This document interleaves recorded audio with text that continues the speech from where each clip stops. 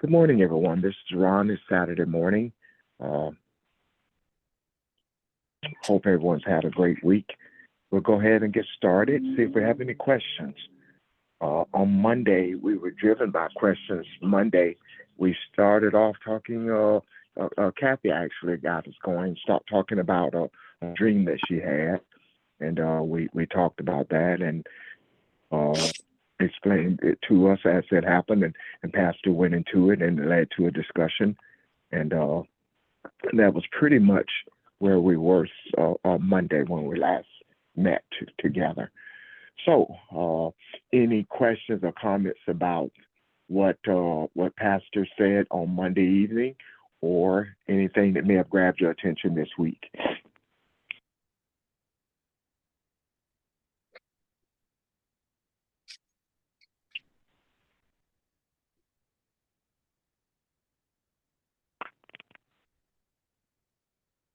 Okay, no questions.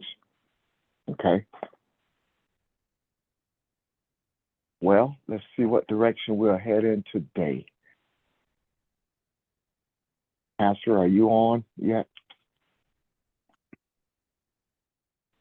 I am. Excuse me, this is Vermel. I do have a question. Yes, ma'am. A couple of weeks ago, we were talking about gender and there being more than the two we believe in. So I was reading in Leviticus and it was talking about do not lie down, men should not lie down with men. But I went back and I read that part of the chapter and it used the word nakedness. And the question I have is nakedness, what is nakedness? I'm thinking it's more than just somebody's naked body. And that's my question. What is nakedness? Well, not only what is nakedness, I'm going to ask Pastor to look at this. And I add the question to it, the at Leviticus, where the history of that, because let's face this, we've challenged everything, right? And we even challenged what is written down sometimes, and what is in Leviticus. So let's put all that in perspective as we give the answer, please.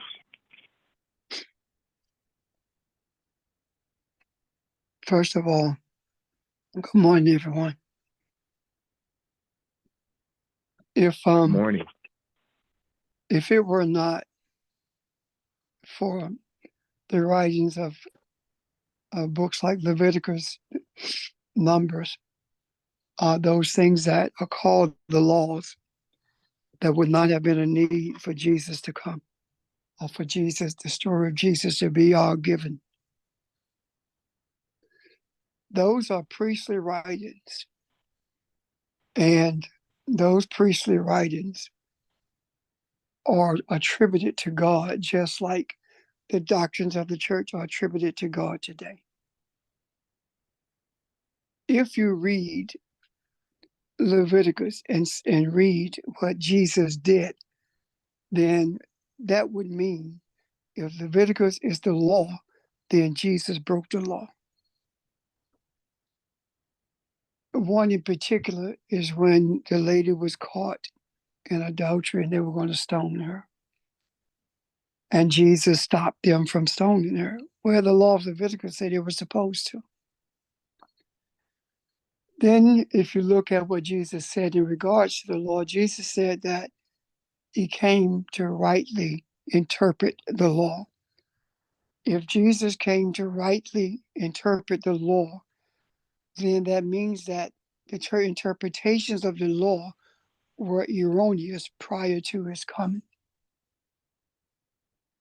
Also, keep in mind that the only divisions between the Old Testament and the New Testament are the words that were written to divide them.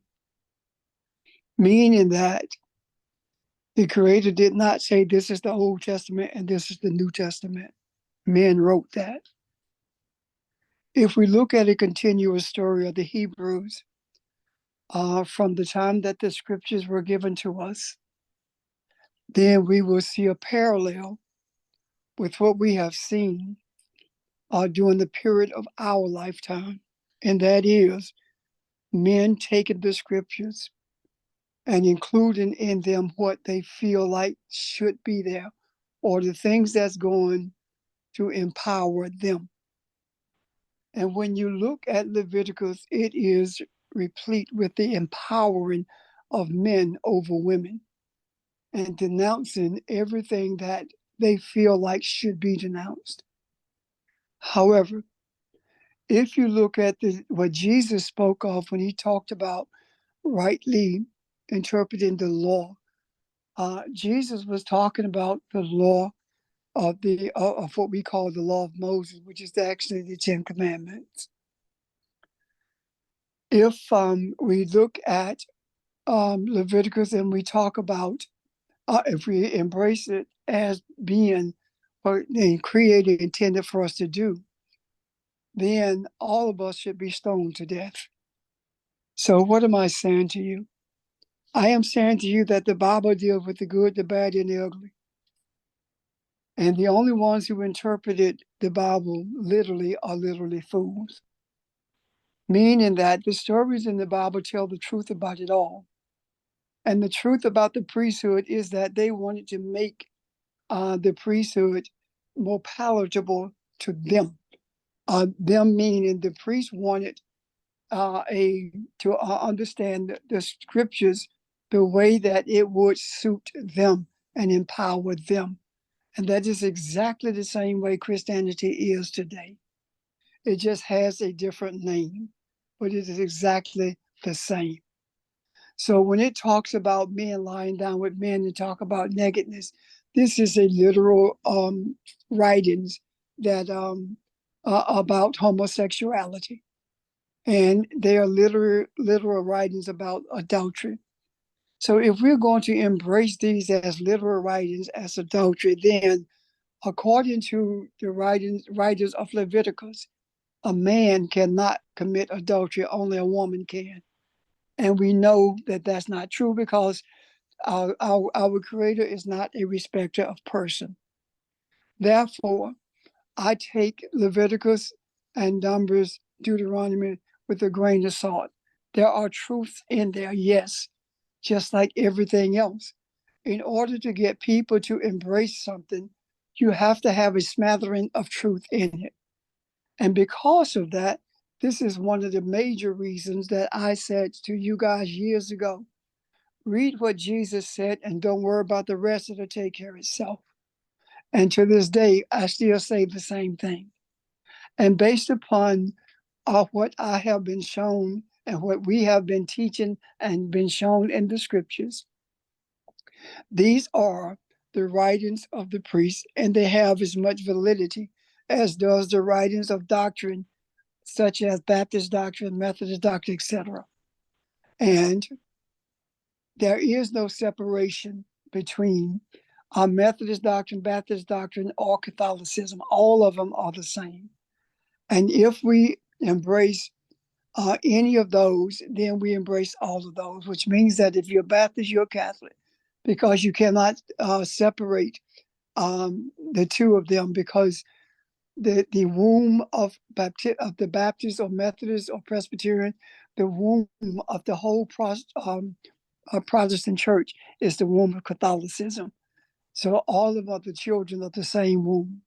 Therefore, the scriptures that you are referring to are the children of the priests and not the children of our Creator. Our Creator is not so vicious and barbaric until He will stone people for the affections that they have that came with their creation. And our Creator is not so barbaric and so chauvinistic until women will be stoned for committing adultery and men will be spared. So I do not see that as something that we are beholden to.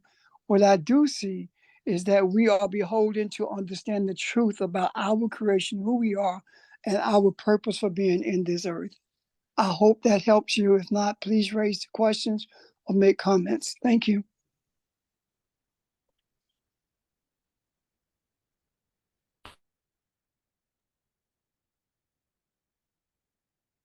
I'm Is there good. anyone else? It's great. Thank you. Thank you for the question. Thank you. Was someone else coming on? Was someone else about to say something? Yeah, I have a question. What's the true meaning of being born again? Is that you, Evelyn? Yes, sir. Can you speak up just a little bit for me, please? Oh, I was asking, what is the true meaning of being born again?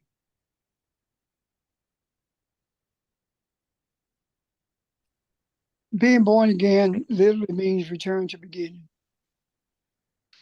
When Jesus said to Nicodemus that he must be born again, Nicodemus misunderstood, which means that Nicodemus interpreted what Jesus was saying literally. And Nicodemus was receiving it as being literal because he had been taught that the scriptures are literal, just as we have been taught today. And when Jesus said to Nicodemus he needed to return to beginning, Jesus was simply saying to Nicodemus, you need to understand what was so from the beginning. In other words, you need to understand what the Creator was saying and doing with us from the beginning. And that means that we are to look at what does it mean when it says that and the light was separated from the darkness. What does that truly mean? What does it mean when it says that we are to dominate? What does it mean when it says that and he made them male and female? What does it mean when he says that the side of Adam was exposed to it, or that it was taken out and that from that was made a female? All of these things is what Jesus was telling Nicodemus. You don't understand what things were from the beginning, so it's impossible for you to understand it now. So being born again has nothing to do with a birth the way we see birth. Being born again means that you have to your understandings must have a new beginning, or you must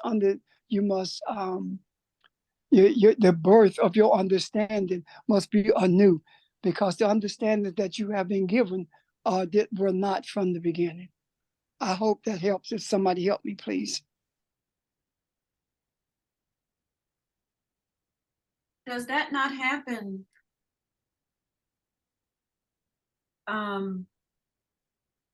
Not on a day, well, not on a daily basis. I know what you're saying. Is it the same as having awareness? You becoming more aware of who you are? Yeah, we've been talking about this forever, and yes, it does means that you become aware.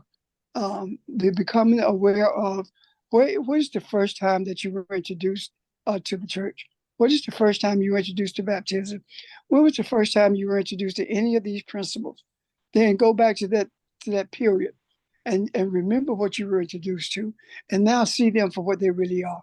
Because there's a truth there that you did not see, that you were not taught. And it was not because someone wanted you to be ignorant of what was happening. It was simply because they themselves did not know. So Jesus says, I have come to show you what the truth is. I have come to teach you what the truth is. I have come to open your eye so you can see what is, as opposed to what you have been told exists. Does that make sense? So yes, it is a constant thing. Yes, that makes sense. Yeah.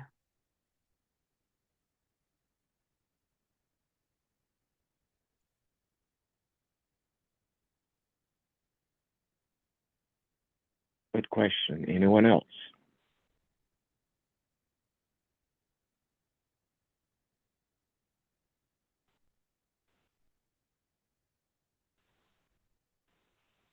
Sure that we will discuss this again. I'm sorry, go ahead.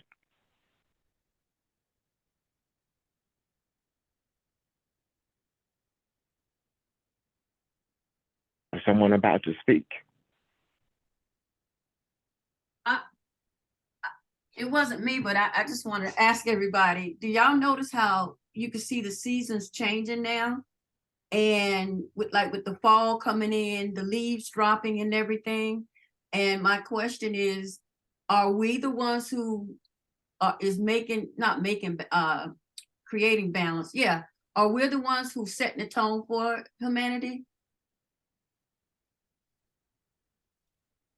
Is it because of what we're studying and putting out there in the macro, which is us, we're changing as well? So is this well, I feel that this is a reflection of what we're doing internally with ourselves as well and collectively. This is a collective result of a desire for truth. The scripture says that the earth is moaning and groaning, waiting for the redemption of man. And we talked about that a few weeks ago, that the thing to be redeemed is the mind. And when the mind is redeemed, it simply means that the mind is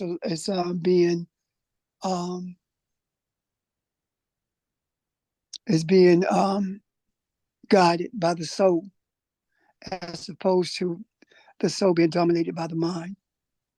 And when those things happen, it means that man is in rhythm with the universe. And when we are in rhythm with the universe, that means that the earth itself becomes in rhythm with the universe, because the earth cannot possibly be in rhythm with the universe if the dominators of the earth is not in rhythm with the universe. And there is no rhythm between religion and the universe at all.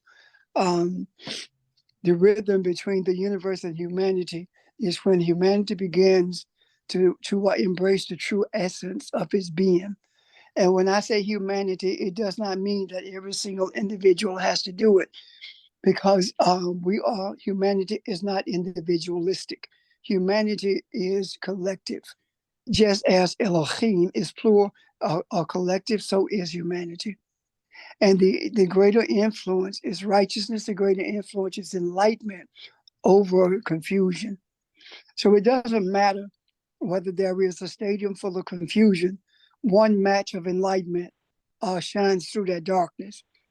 And once it continues to shine, then other matches are lit, because enlightenment comes to others. And the more enlightenment we begin to receive, the more of the wisdom of the universe we begin to understand, and the more we are in rhythm with the universe, and the more righteousness we begin to see prevail in the earth. And we see that not all at once with our eyes. We experience it in increments, because it's difficult for us to embrace all of it at once, because we have been so inundated with what we see with our eyes. And the more we become dependent upon the sight of the eye, as opposed to the eyes, the more we begin to experience the unicity between the earth and the universe. And yes, indeed, I do believe that we are experiencing those things right now. We are no longer looking for anything to happen, because everything we're looking for is already here. We're just looking for it with the wrong eye. That's all. Thank you.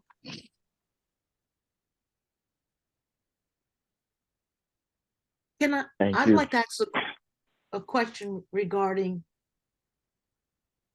what Evelyn just asked. So lately, when I've looked at like the fires and the flood that happened in Libya, those are manifestations of helping mankind become more aware of its soul as opposed to the physical things. Is it kind of like the earth vomiting out the poison that we've put into it? I'm not sure how to word that. Those are manifestations of the mindset of the earth. These are the perilous times. These are the times. I told you I wanted to talk about that 24th chapter prior to you to get into what Jesus said it was going to look like towards the end. He talked about the perilous times that man was going to endure, and what we are experiencing are perilous times. The earth, yes, is regurgitating all of the poison that has been introduced to it. And when I say the earth, I'm not just talking about the physical earth. I'm talking about the spiritual essence of the earth, and the floods and the fires, the calamities. These are the manifestations of what's happening in the spiritual essence of the earth. These regurgitations must take place in order for the purging to be effective. And what I mean by effective is that these are the purges that causes mankind to open his eye or to seek for something better. And in seeking something better, the things that we are putting in the macro are the things that are being sought after, even though people don't know they're seeking after it. When they say that they want peace, they want harmony, they want that they want to end all of these isms that separate us. We, as they, do not know exactly what we're asking for, but we do know there is something better. And the better thing that we're talking about is righteousness prevailing as opposed to the unrighteousness that has resulted in what we are experiencing with the regurgitation of the earth. Thank you. Thank you.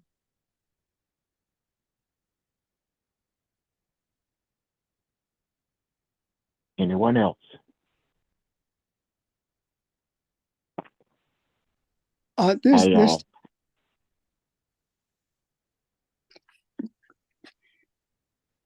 This tells me that go ahead, Pastor. This tells me that there are those in this earth who has not only made a decision, not only have expressed the deep desire to change humanity, or to bring humanity to a place of balance, but it also tells me that that desire is not only been embraced by those who desired it, but the universe itself has acknowledged that desire by virtue of showing us the manifestation of what is being regurgitated by the earth, which means that the soul of mankind is beginning to represent, or to there's a metamorphosis taking place in the mind of men. And that metamorphosis that's taking place in the mind of men is ridding the earth of all of the poison that's in it. For example, if you get food poison, your body regurgitates. Your body discharges all of that poison that's in you in order for your body to be whole again. And that is what's happening with the earth. And as that happens with the earth, then we begin to see the earth being healed. And part of seeing the earth being healed is what Evelyn mentioned earlier. So the part, we don't see all of it at one time. We see the regurgitation, we see the beginnings of the healings taking place, and then tomorrow may be 900 degrees, might be 500 the next day. But anyway, exaggeration, of course. It may be hot, but it doesn't mean it's not taking place. What it means is that just like it takes time for your body to recoup from food poisoning, it takes the period for the essence of this earth to recoup from all the poison that has been infused in it over the years. Thank you.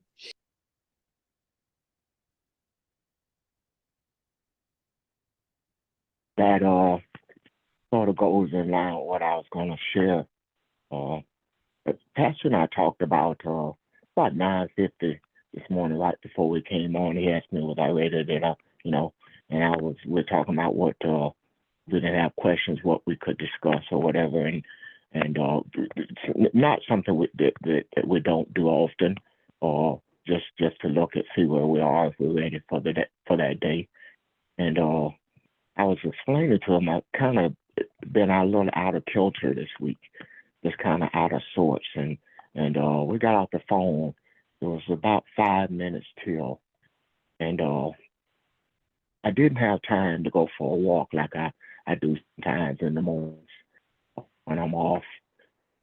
I stuck my head out the door, and a breeze hit my face, and I inhaled the breeze, and I walked back in, and I didn't realize how unrelaxed I was until then. It just did something to me. So it felt like I took my walk, but all I did was step outside. But it had the same effect. So I just felt that the tension release, And nothing really happened to put me there, but that's where I was, and I recognized it. And so that was good. It felt good. Kind of weird, but just made me think about it whenever I talked about the season. But anyway, just thought I'd with you. Any questions and or comments? Good morning, everyone. I just got on the meeting, and the last thing I heard was what Reverend Richard was talking about, your inner eye. And one of the things that I will suggest, and this is one of the things that I do, I want to train my inner eye, because if I'm not using my inner eye, eventually I'm going to lose it. So one of the things that I attempt to do in strengthening my inner eye is to do things closing my eyes. If I'm in a discussion with Monique, whether it's heated or not heated, I'm going to close my eyes. It's better for me. I try to tie a bow tie, not blind yet my eye. I try to tie a tie. Things that I know I can do. I close my eyes and I attempt to do. I don't recommend you need to close your eyes while you drive. Yet some things that you can naturally do that's very good, just close your eyes and do. Walk through your house blindfolded or closing your eyes. And one of the things that I gather in closing my eyes and whatever I'm doing, it's a certain kind of rhythm or energy that you got to rely on. I can't describe it, yet it's just something that I feel. I have to rely more on my heart. So just as a suggestion, or try to make an attempt to tie your bow tie or your Windsor knot tie, or ladies who know how to tie ties, and just do it closing your eyes and tell me what kind of sensation comes from it. So that's just something that I'm doing to try to strengthen my inner eye. Go into situations, closing my eyes. Thank you very much. Thank you for sharing that, George. I applaud you for doing that and for sharing it. What I hear in that is you're saying that you recognize there is a value in that inner eye, in that space we've talking about when we talk about the inner man and the pineal gland and seeing things with the eye and not the eyes, and you're absolutely right. There is great value in it, and I applaud you for doing that and for sharing with us. Thank you. Thank you. Is there Hello, anyone everyone. else? This is Charles. Hey, Charles. Can explain to me that if a blind man had never seen anything,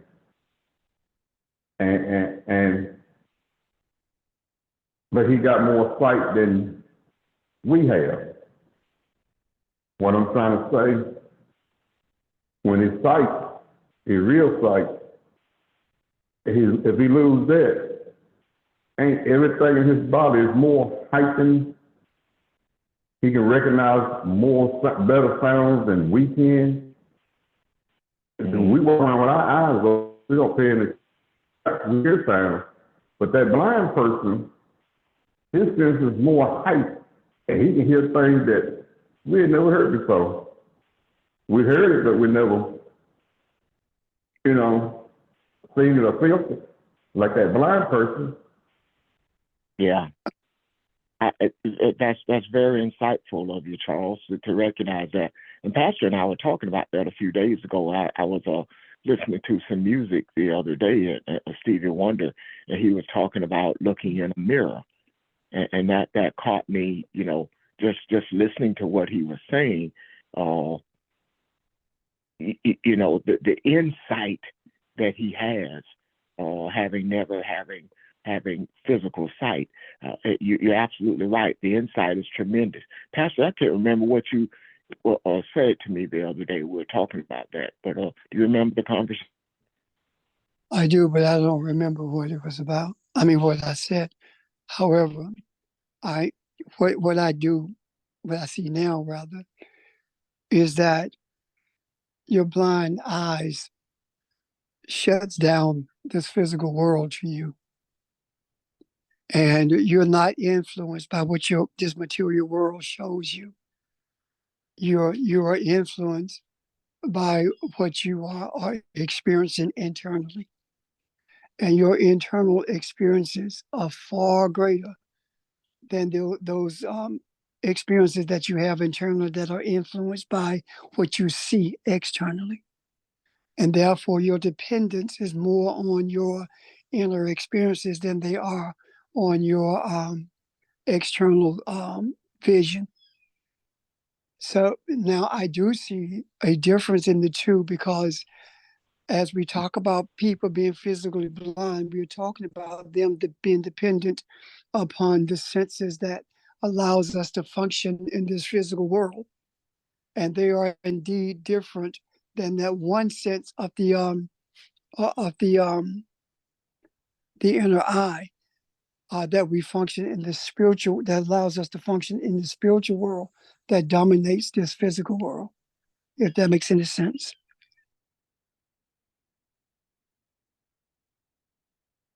Charles? Yes, that makes sense to me. Thank you. Anyone else? Anyone like to add to that?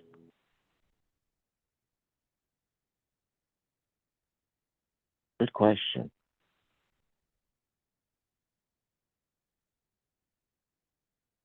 Hey.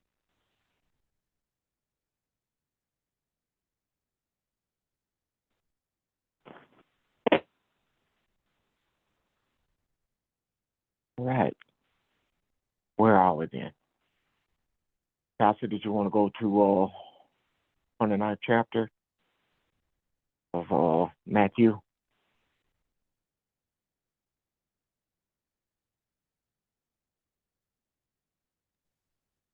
24th chapter of Matthew.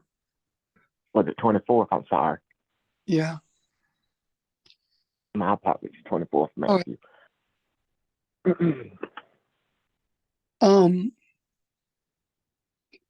the reason this caught my eye is because we hear so much about a second coming or Jesus returning. And for years, I've been saying that there is no such thing as a second coming, because Jesus never left in the sense that people think he did. The scripture clearly says in Matthew 28 that, behold, I am with you always, even until the end of the world. So if that is the case, if I'm with you until the end of the world, then how can you leave and come back? There has to be something different about that. This whole idea of being present eternally, of being always with us throughout the days, is speaking to a spiritual awareness of the message. The grave mistake that we have made is that we have attributed everything to the man and not paid the teachings of the man any attention. We hear people saying things like, thank you, Jesus. We hear people having slogans, what would Jesus do? Those kinds of things. The emphasis was never supposed to be on the man. The emphasis was always supposed to be on the teachings. And the thing that makes it problematic is that we hear it through the ears of English, or we hear it through the ears of Western languages. and we don't hear through the ears of the Easterner or the Aramaic ears. And when we look at this 24th chapter, we see things, especially starting in that 15th verse, where it talks about the perilous times that are going to come. They were asking Jesus about what should they look for in his coming and the end. And Jesus said to them, he didn't want anyone to mislead them. So he began to tell them what to look for.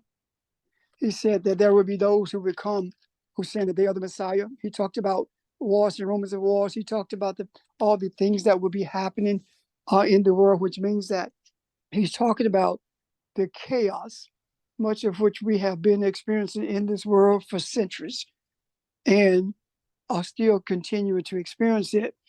And it appears as though it has reached an apex now. And we are experiencing it like never before. And then Jesus said something. He says, but immediately after the tribulation, in that 29th verse of the 24th chapter, immediately after all of these things happen, after you see all of this chaos taking place and all the trials and tribulations that men are going through, immediately after you see that, you will see that the sun will be darkened. You will see that the moon will not give its light. And you will see the stars will fall from the sky. And the powers of the heavens will be shaken. What does that mean? Well, if we look at, or if we hear it rather, with Aramaic ears, we hear something totally different than what we have been told. When Jesus said that the sun will be darkened and the moon will not give its light, the Aramaic heard that differently than what we hear. This is a metaphor that talks about how the universe will be mourning, and because of what's happening on the earth itself. It's talking about the when it talks about the sun and the moon darkened, it's talking about the troubles, not the trouble, I'm sorry, the mourning of the universe, because we are so far out of rhythm with the universe. And then when it talks about the stars falling from the heavens, it's talking about the stars symbolize political and religious leadership. And Jesus is saying that the stars sky indicates that there would be a change in the government, both political as well as religious. All of the political forces of the earth will be shaken, and there will be a complete change in the rulings of those who rule the earth. And this has nothing to do with someone appearing or in the sky, a man appearing in the sky.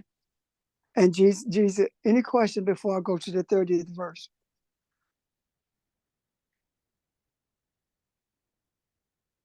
Then it talks about the sign of the Son of Man will appear in the sky. And then all the tribes of the earth will mourn, and they will see the Son of Man coming on the clouds of the sky with power and glory. This has nothing to do with a man coming in his glory. First of all, the coming means to come into your own.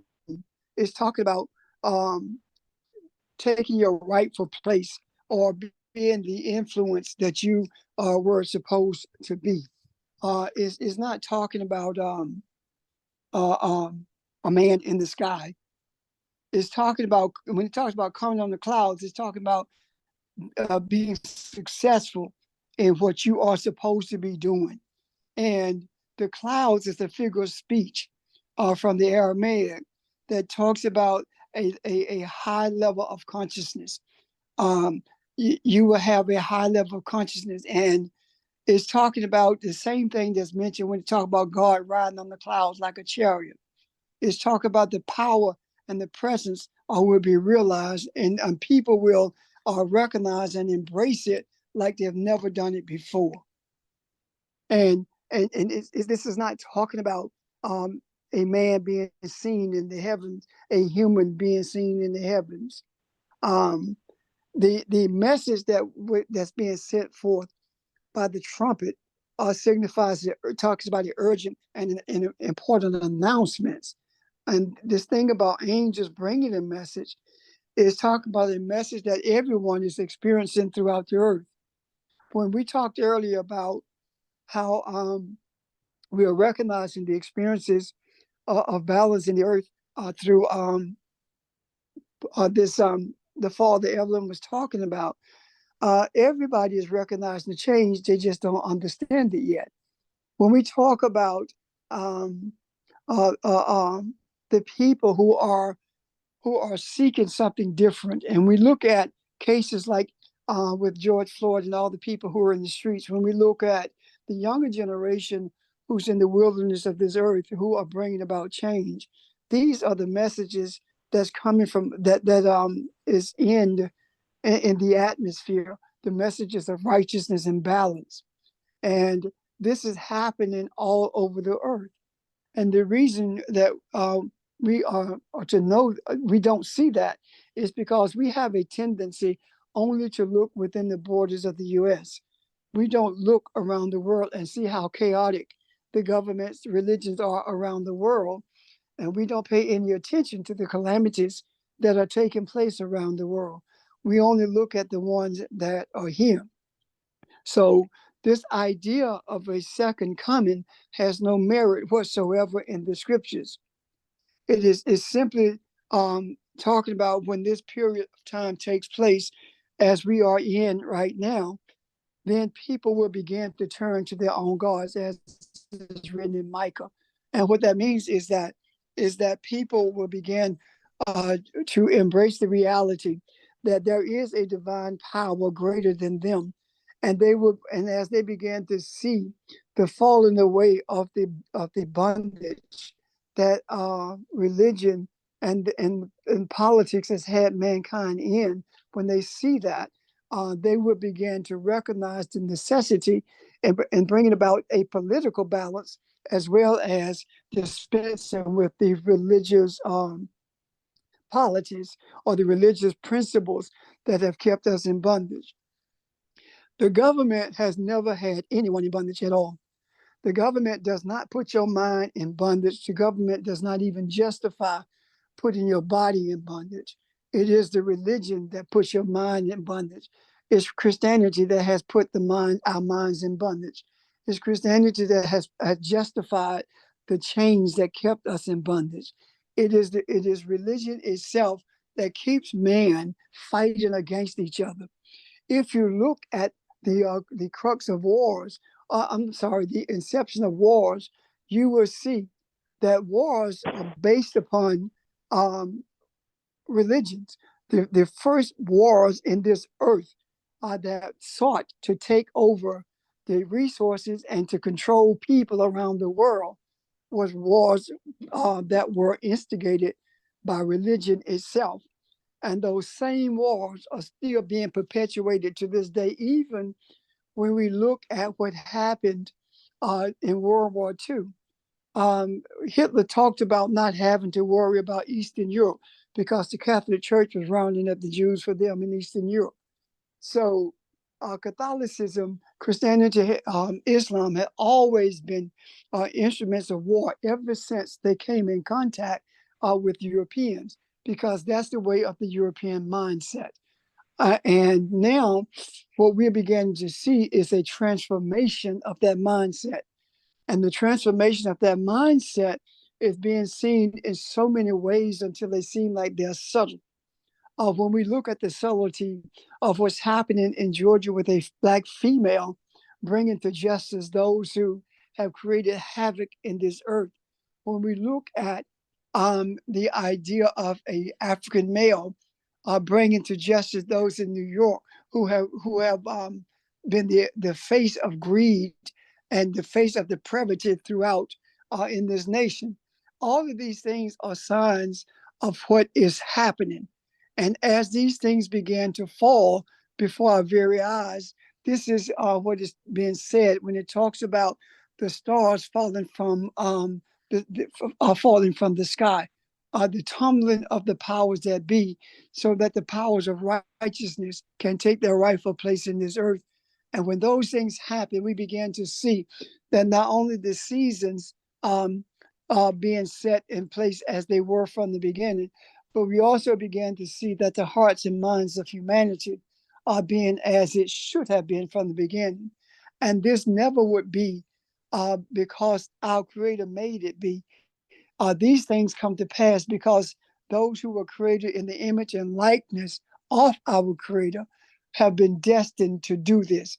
The mission of those of us who are in search of and who recognize who we are, the mission is to bring this earth to a place of balance and to bring it to a place where it is the same in this earth as it is above, meaning that the consciousness, the awareness, the loving kindness, the mercy, the forgiveness, all of these things are manifest in this earth as they are in the spiritual realm, as they were from the beginning. Are there questions or comments?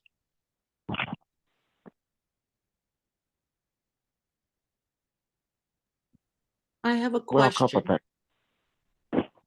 I'm sorry. No, go ahead. I'm sorry. When we talk about the stars falling and knowing that it's from religion, is that also related to the styes in our eyes? The stye being what we've perceived from religion? Well, that could be a spiritual style, yes, but it's much, much deeper than that.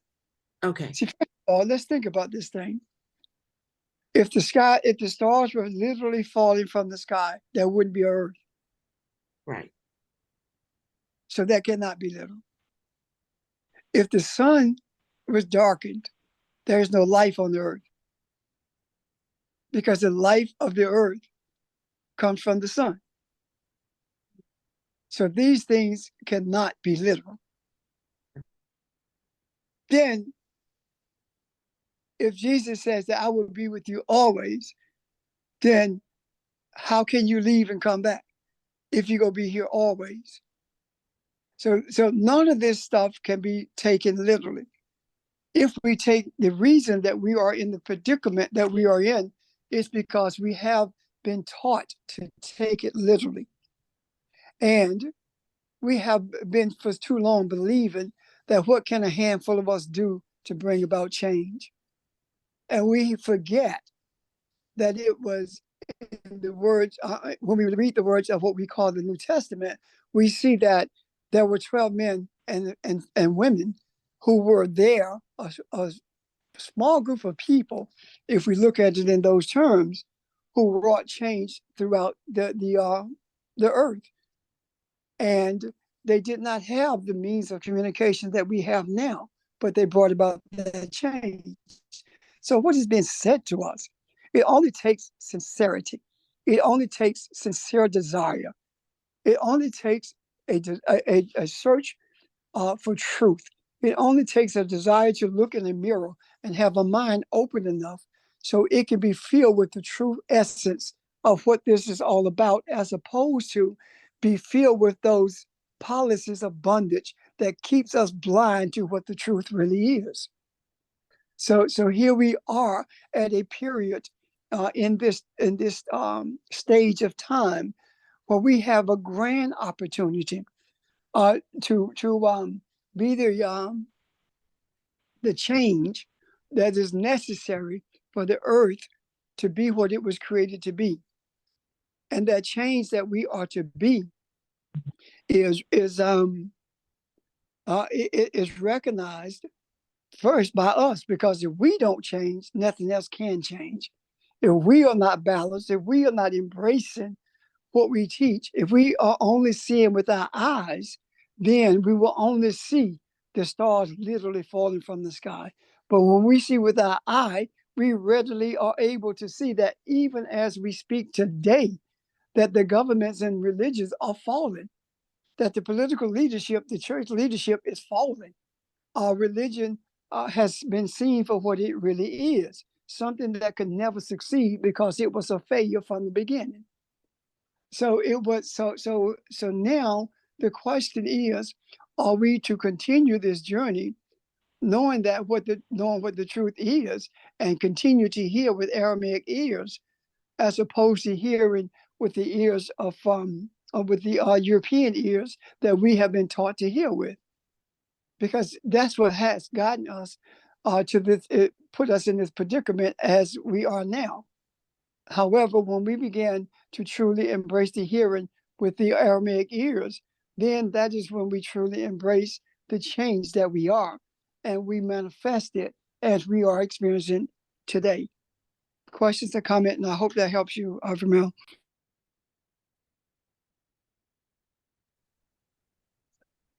I have a question. Good morning, this is Audrey. Can y'all hear me? Go ahead, Audrey. Morning. Morning. My question is, I know we've been talking about religious things versus spiritual things. But my question is, Rosh Hashanah started last night. Does that have any meaning for us today? And when I say us, I mean those of us who are seekers of truth, and those of us on this phone. Does that I know that's a religious observance, but I know there is also some truth in it. So does that have any meaning for us today? And Rosh Hashanah is the start of the Jewish New Year. It's also the start of 10 days of repentance that leads to Yom Kippur, which is the day of fasting and atonement. Anyway, so does this period have any meaning for us now? The observance of all of those days were instituted by the Hebrews for an express purpose of keeping Sabbath alive, meaning that making sure that humanity never forgot where it came from. More importantly, that the Hebrews not forgot where they came from and how they got to where they are and their relationship with the Creator. With the advent of the allegory of Jesus coming into the earth, we were no longer bound by that, because we have been taught we have been taught who we are in terms of being Elohim in this earth. As Jesus said, is it not written that I say that ye are gods? Before Jesus came, men did not believe that they were Elohim. They didn't believe that it was possible for them to be divine, but they did believe that they were guided by divinity. When Jesus came, Jesus showed us that not only are we guided by divinity, but we are divine in nature ourselves. So we are actually not bound by those periods such as Rosh Hashanah, Yom Kippur. We are not bound by that at all. As a matter of fact, the idea of Rosh Hashanah was usurped by Catholicism when it started during the what is that thing that leads up to Easter? That was usurped by Catholicism. Lent. Lent was used the same way that that Rosh Hashanah was being used. But none of those things right now are we bound by, because of knowing who we are. Because if we are Elohim, then we don't need the remembrance, the periods of remembrance, because we know who we are. Does that make sense, Audrey? Yes, it does. And Thank I you. was thinking too that because we are Elohim, we're always in a state of repentance. So we don't have to do anything special, or we should be anyway. Right. Well, is it impossible for us to be that and not be in that constant state of not only repentance, but forgiveness, mercy, etc., you know?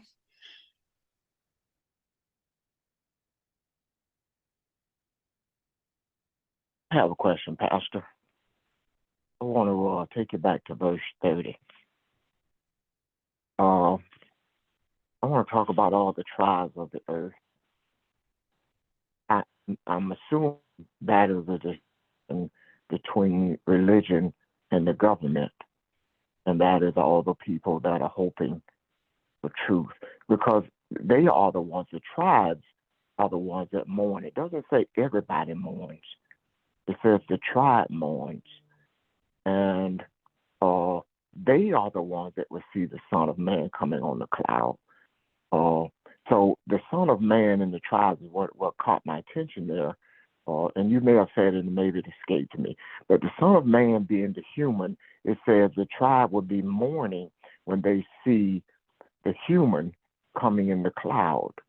Go back over that one more time just to help me see that where we are, what that looks like today, where we are today. When it talks about the humans will be mourning, what will make them mourn? They will be in a state of mourning because of all the pestilence that's taking place. When they see the Son of Man in the cloud, with the human in the cloud, it's not talking about the physical, of course. It's talking about the teachings. It's talking about the essence. It's talking about all those things that we are taking liberties to put in the macro. And right now, there are people mourning. Let's take Maui, for example. There are people mourning in Maui right now for a change. And they're beginning to see that change taking place. And they're experiencing that change. And as they experience that change, are they mourning? Yes, they are. But their hearts are seeking a better day, meaning that they are seeking a message that will deliver them from that state of mourning. And that message that they are seeking is the message that we are offering. And that is the unicity of us, or the rhythm that we have with the universe itself.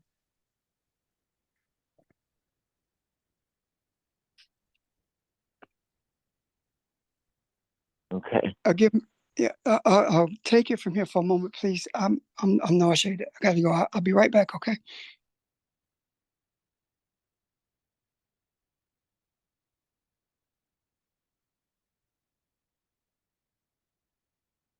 I don't know if I can further explain this.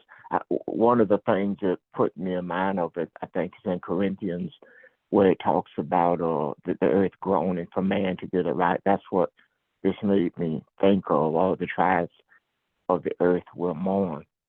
And I was also hoping he or someone else could tie it to verse 35. So the heaven and earth passing away is what I'm assuming we're doing now, like ushering in more enlightenment, all the heaven and earth passing away being all those misconceptions and misunderstanding and all those religious concepts being pushed aside or done away with so that people can see what truth is. So the word does not pass away, but all the things that we have been taught to be real, to be truthful, to be enlightenment will no longer reign supreme in the earth. As a result of the tribes mourning, and it's me trying to pull it together my way, if someone else has any more insight into this or see something different, please help me out here.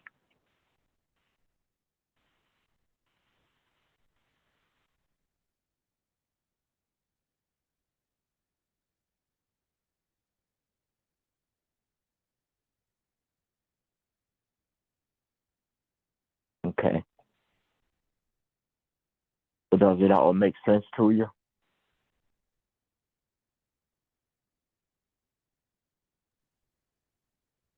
It does. Ron, I have a question. Okay. So what you're saying what I'm hearing is that the consciousness that it's a new consciousness. When you say a new heaven and a new earth, is it not a new a new consciousness we'll be I guess living, experiencing? Is that the That's same thing you're exactly. talking about? The Yes, heaven yes, and the ma'am. earth? And consciousness covers a whole lot more than what I'm saying. I try to simplify it for our discussions, of course, but when I think of consciousness, I do think of awareness. And when I talk about awareness, what are those things that you put value on as well? What are those things that are important to you? What are the concept that you hold on to? So when you talk about this, and as Pastor said, when he made the distinction between religion and the government, that's kind of what kind of opened my eyes to look at this, how it was being explained. So the newness of it, the refreshing of it, is seeing heaven and earth. It's whether you see light and darkness, whether you see it as enlightenment, it is talking about the highs and lows. It is talking about who we are. It is talking about the consciousness that we are, mankind. So it's not talking about two physical spheres that exist. It's talking about who we are and how we think, what we value, and what we are aware of. So yeah, that's it exactly. I agree with you.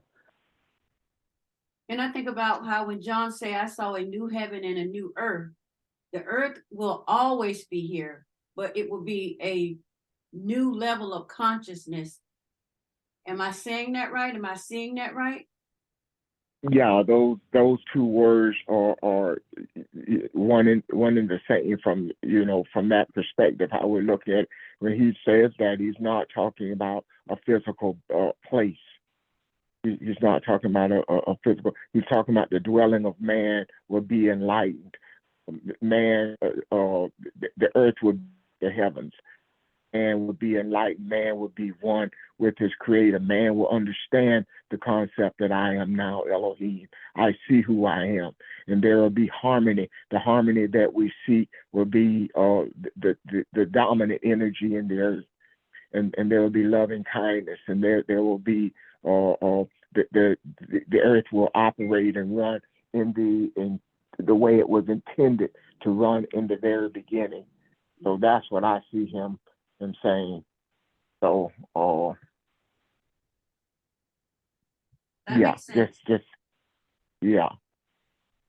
Excuse me. Ron, good morning, it's Barbara. Yes. Hey, Barbara. Good morning.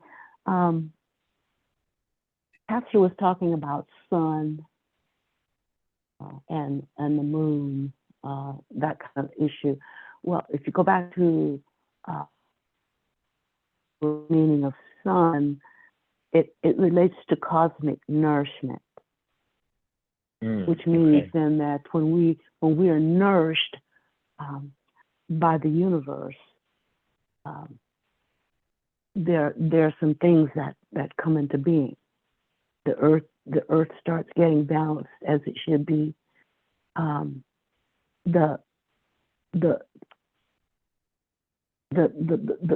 We are a physical reality, and we are a vessel that holds the essence of everything, the essence of all that we are. So if we think about it that way, we are simply a vessel that holds the essence of who we really are, the being that we really are. But sometimes we deceive ourselves, we trick ourselves by thinking that the vessel is. But when we become aware and conscious, and our consciousness is raised to understand that we are the essence, and the vessel is simply that holds us, then we begin to open ourselves up to absorb not only the essence that we are, but we become one with the essence of the universe, which is what we are. It's us. That essence is the universe, and the universe is us. So when we become it's like a winemaker, which presses. When we understand that, we begin to get our nourishment verse, because we are one with the universe. We are the wine of the universe, if you will. We are the body is that grape that's being pressed, but the true essence and the life is what's pressed out of the grape, and that's what becomes one with the universe. So I was going somewhere with this. So when we become joined, connected with the universe, then we become that dwelling place, that lodging for godliness.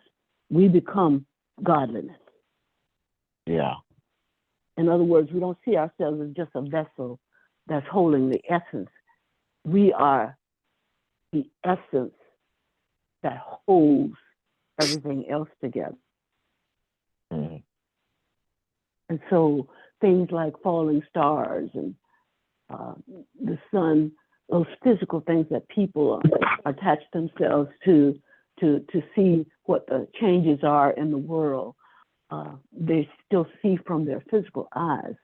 But we understand that that the physical is simply this earth is simply a mirror for us in order for us to see who we really are. The earth can deceive us, or we can be more consciously aware and enlightened, that we understand that we cannot be deceived by it, because we are one with the universe. And so when we see all these things, and when we hear whatever we hear, we have to understand that, hey, that's just what our physical being, or the physical being of man, hears. But what we understand is that we have a knowing that's beyond what the physical sees. What the spiritual eye, is the knowing, the connection, the oneness with the universe. And so we've got to get to that point where we really, really embrace that. And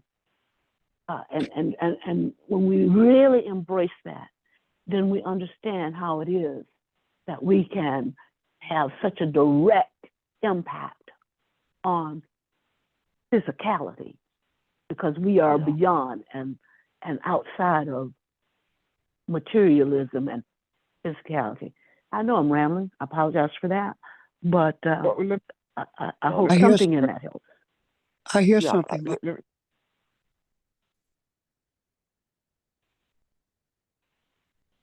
Go ahead, Pastor. I'm sorry. Go ahead. Okay. Excuse me. I hear something. I think, excuse me, when we embrace that reality that you're talking about, Bob, when we embrace that reality that you're talking about, we realize something. We realize that the only reason that governments and religions can survive is because we are the ones who prop them up. As long as we give them life, they survive. We can't keep one foot in the spiritual and the other foot in the material. We have to be who we are, or we will be who we were. Suppose for a moment that this whole thing talking about the human being at a state of higher consciousness. Note that Jesus did not say he would be, he said the human. That means that anyone who recognizes who they are, adheres to this message, hears it clearly, teaches it unequivocally, embraces it with all their being, sucks the very life, the very independence from away from those things that are death to humanity. Suppose the more that we embrace who we are and stop complaining about what we see because we're giving life to it. Suppose that the moment we do that, really do that, everything changes. If we, for one day, for a 24-hour period, would not allow anything in this material world to capture our focus. If we could do that for a 24-hour period, you see it, but you don't focus on it. I'm not talking about trees. I'm talking about the principles that beset humanity. If we cease to focus on that for a 24-hour period, suppose that's enough to suck the life out of it, to the extent that the seasons become a minor thing in terms of the earth changing. In that 24-hour period, we see such a major shift of experiences that is undeniable by anyone on the face of this earth. You think that's possible? Because that's what I think I was hearing, Barbara, in what you were saying.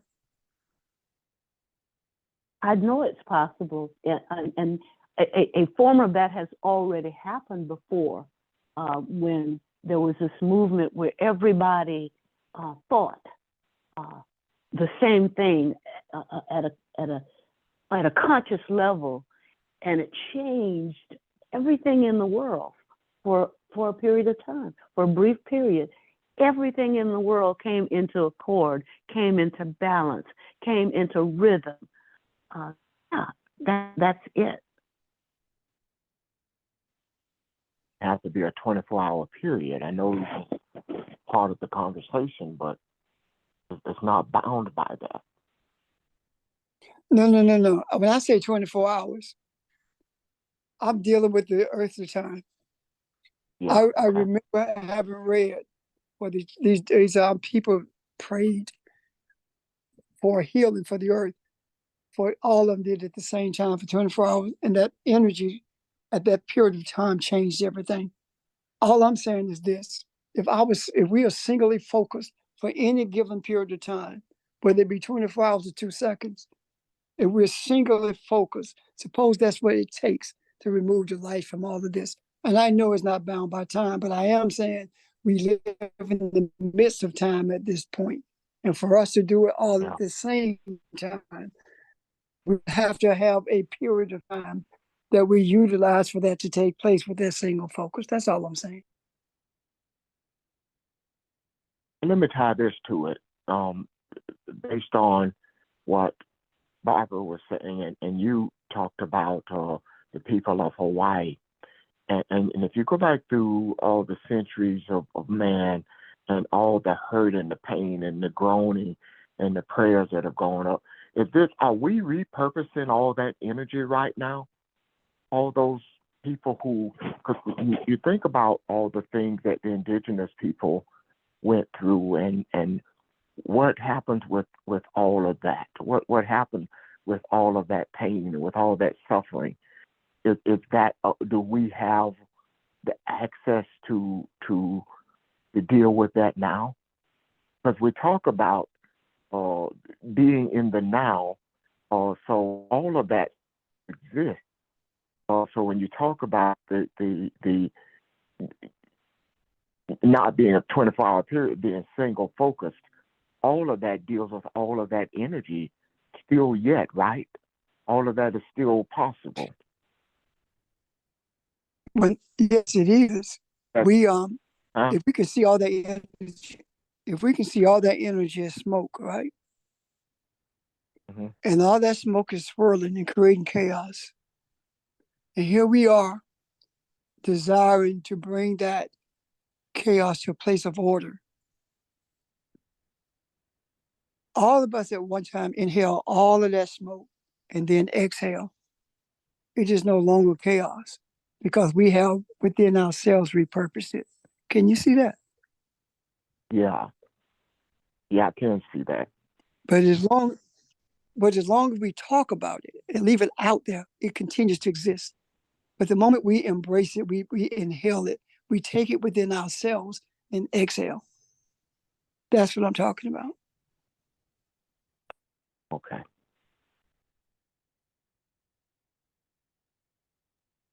Pastor, isn't that what you do when we bring situations that we're dealing with? You say, give it to me, let me have it. Yes. Took me some years to realize, but yes.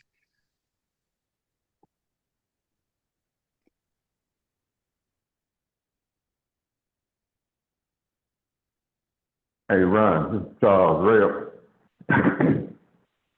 Excuse me. I just caught when you said think outside the box. So what you're doing, you're not letting grave clothes of this body influence you about to see all it right there. When you're thinking outside the box, your soul, that's when you go into your soul and everything's spiritual. You understand what I'm saying? When we talk about thinking outside the box, we're talking about not being bound by the things that we've been taught in the past. Okay.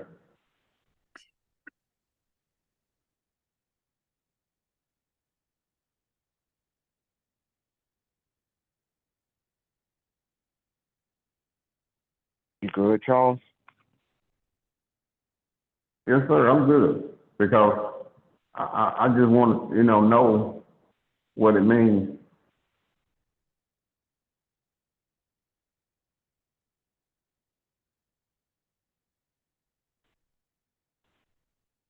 Okay.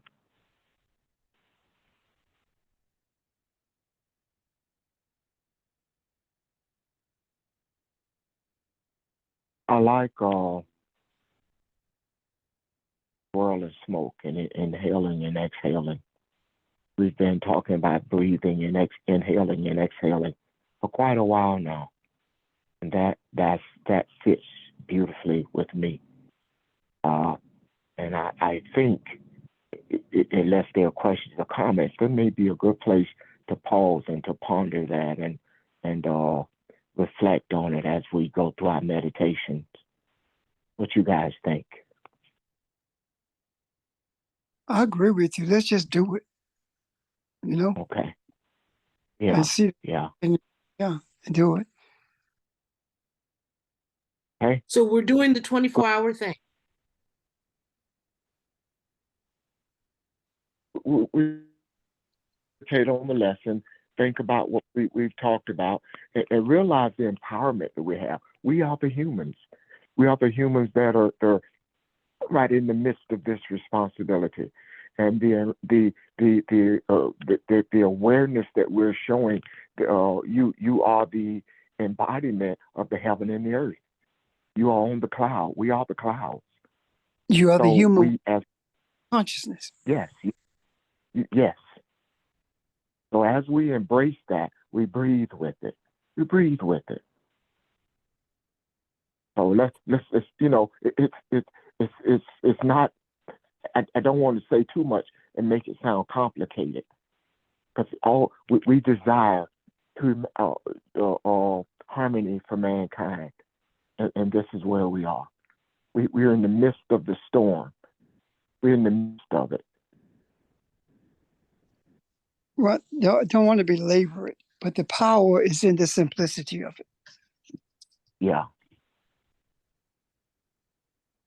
Okay. We're on the same page, everyone? Yes, Yep. yes. Okay. Yeah. All right. Let's have a beautiful day. Let's enjoy your day and look forward to tomorrow morning speaking again, okay? Thank you, everyone. Thank you. Thank you, everyone. Thank you, everyone. Thanks, Ron. Oh.